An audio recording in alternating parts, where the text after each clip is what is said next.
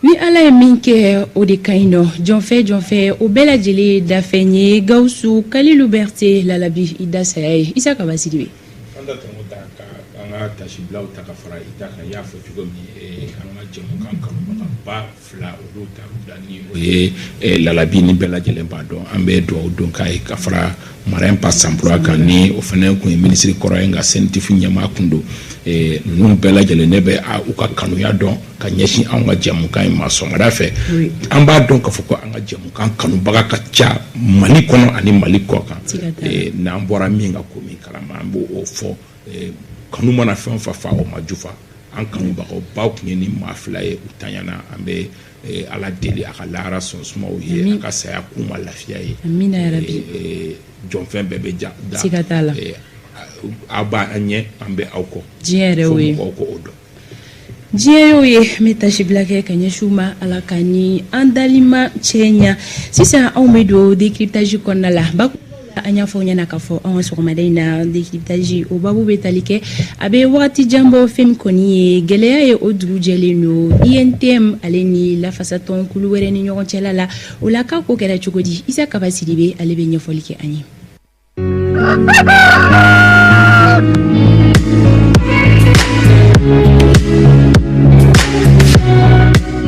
Kawaii bisimila décryptage saha ka foli kura ka ɲɛsin an lamɛnbaga n'an filɛbaga bɛɛ lajɛlen ma ka foli di Amadu El Konare député ka foli di an ma ka foli di an kanubagaw bɛɛ lajɛlen i ka tila ka ɲɛfɔli kɛ ka tila ka ɲɛfɔli kɛ jumɛn kan ko bandaw kɔrɔba taara faransi ale ma ye kunu ma t'a dɔn ni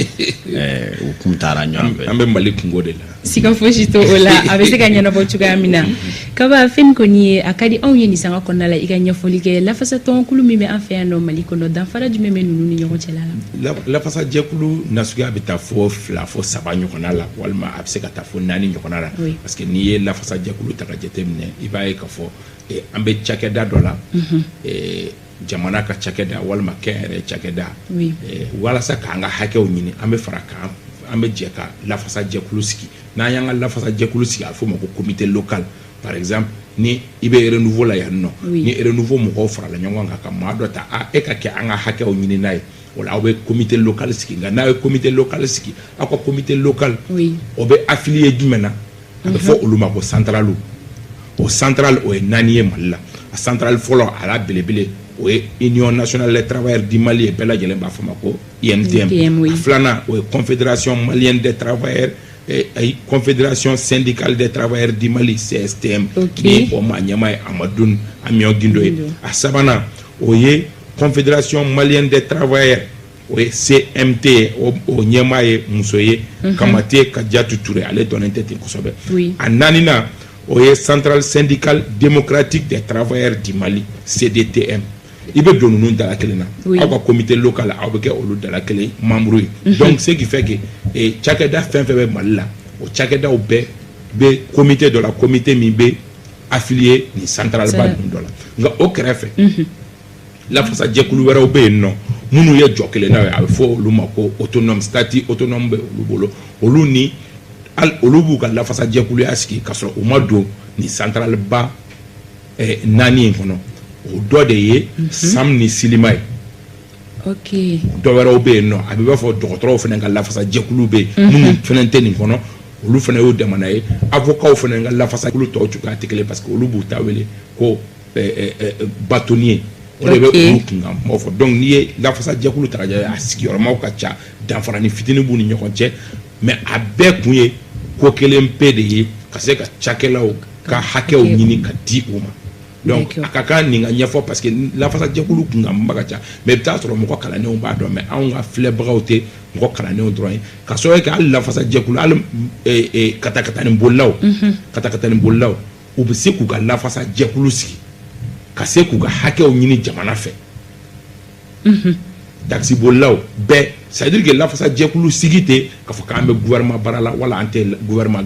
baara la syndicat bɛ sigi walasa k'aw ka hakɛw ɲini anw bɛ nin de kɛ a fɔra k'a fɔ ko an ka nin de sara impôt la an tɛ se k'a sara an bɛ an ka hakɛ ɲini walew kɛ aw bɛ se ka sitting kɛ aw bɛ se k'aw ban ka baara kɛ o ye grève ye ani fɛn wɛrɛw donc il faut que mɔgɔw k'a faamu n'aw ma kɛ kulu ye Amadu kelen mana sigi k'a fɔ ko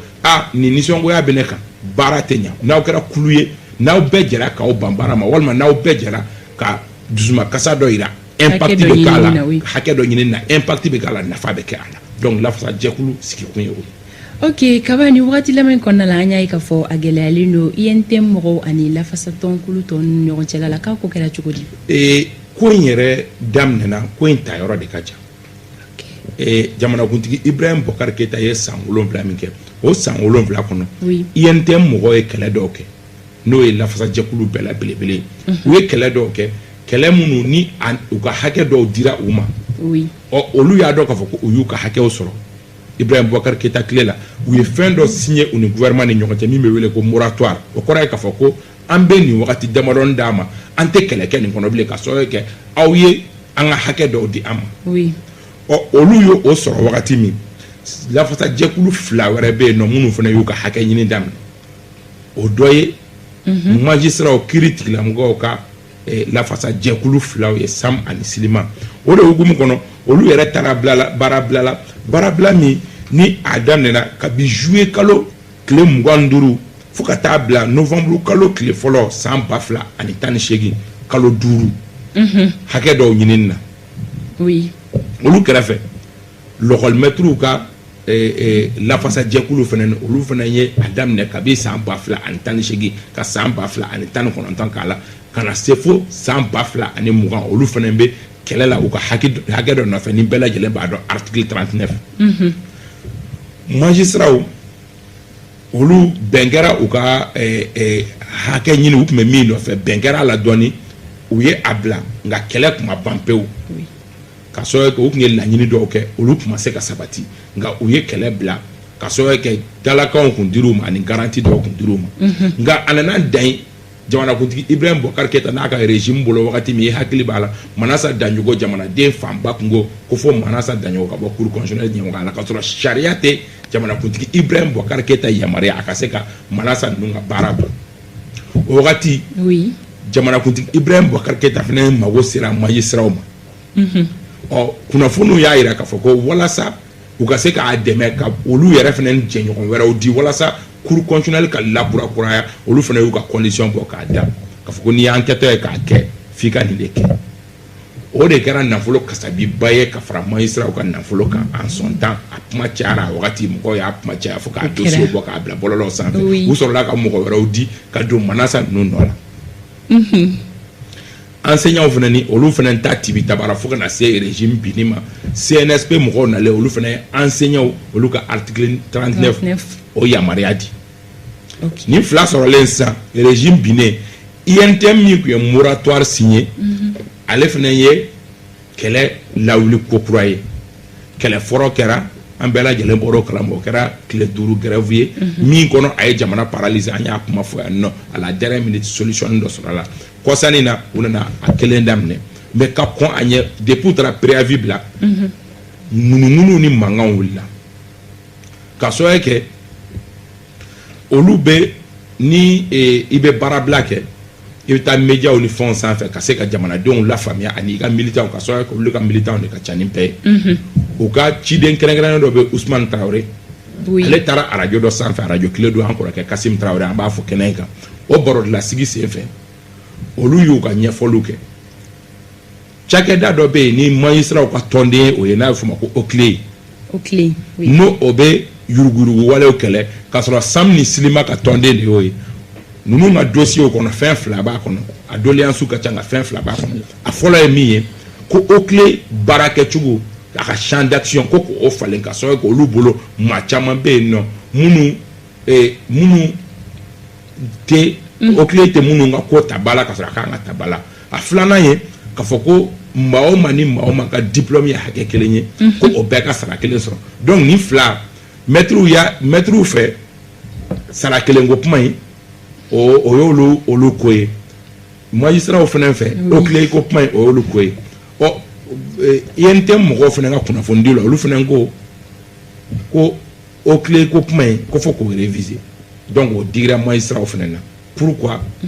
olu ka o tɔnden ka o cakɛda in pourquoi INTM mɔgɔw da bɛ to o kuma la mankan wuli cogo filɛ INTM mɔgɔw ka fɔ la k'a fɔ ko o de hukumu kɔnɔ OCLEI ɲɛma n'o ye Mumuni Gindo ye ni o ye magistraw ka tɔnden dɔ ye ko o wulila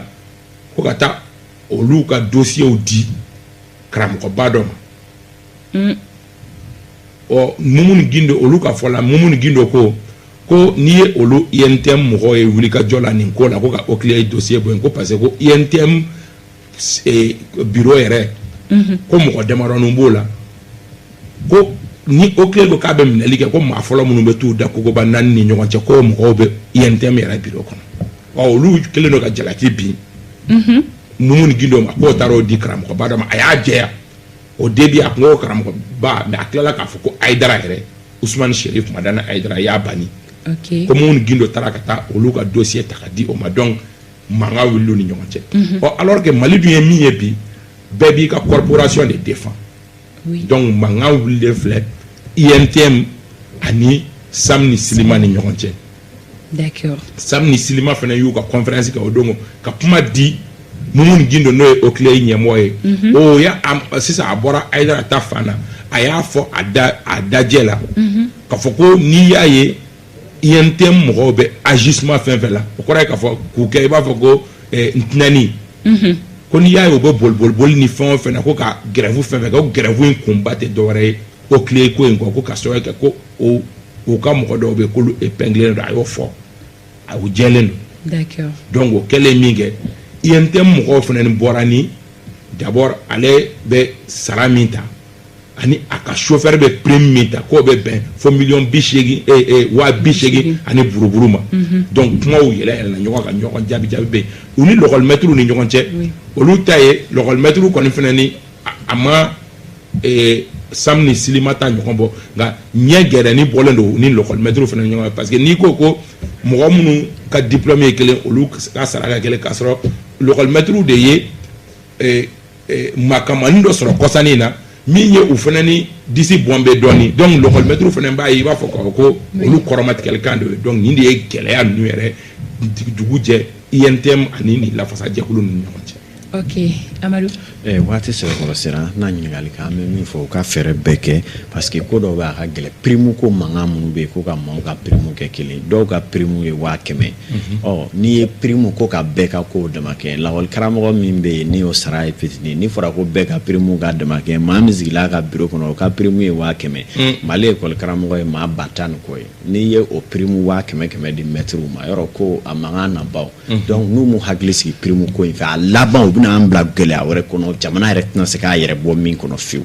parce que prime dama kɛɲɛli min ni min ka diplôme ye kelen lakɔli karamɔgɔ kelen o kelen ka diplôme ni maa mun ta ye kelen n'i y'o ka prime di lakɔli karamɔgɔ kelen o kelen ma yɔrɔ 500,000 mana fara lakɔli karamɔgɔ sara kan k'o ye prime ye yɔrɔ an bɛ min na a tɛna fɔ donc u ka prime ko in jate minɛ n'u m'u hakili sigi a fɛ an bɛ yɔrɔ min na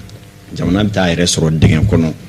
o bɛ gɛlɛya ni i bɛ ka nɔfɛ mankan min wulila ye. an bɛ ala deli ala ka n'o cɛ janya kaba kumakan laban. kumakan laban n bɛ Amadu ta in tɔ dafa dɔrɔn ni samaw dama kɛlɛla a kɔlɔlɔ tɛ dan samaw yɛrɛ dama ma an b'o fɔ kun jumɛn na ni sama belebeleba 2 kɛlɛla kungo kɔnɔ sogo misɛnninw minnu bɛ yen nɔ o bolibagatɔw bɛ yɛlɛ olu la bin misɛnninw bɛ b'olu kari INTM ni Sam ni Silima ka kɛlɛ man ɲi. main alton donc mangan jamana ɲɛmɔgɔw kan k'u impliquer joona joona ministre de la justice ka impliquer n'a sigira joona walima premier ministre min bɛ yen bi a ka impliquer ni ɲɔgɔn jaabi min b'u ni ɲɔgɔn cɛ a ka jɔ joona ka sɔrɔ kɛ mɔgɔ t'a dɔn a bɛ laban min na vraiment an ka ala deli o de kama an b'a ɲɛfɔ ka sɔrɔ an ma mɔgɔ si ka côté ta parce que an fana farati bɛ a kuma la mais an bɛ min ɲini lafasa jɛkulu bɛɛ bɛ i ka tɔndenw de lafasa donc janto ka kɛ Fanta Tomota kɛlɛ kana bin ni ɲɔgɔn cɛ mun bɛ fɛ ka foli kɛ Mama Sanogo ani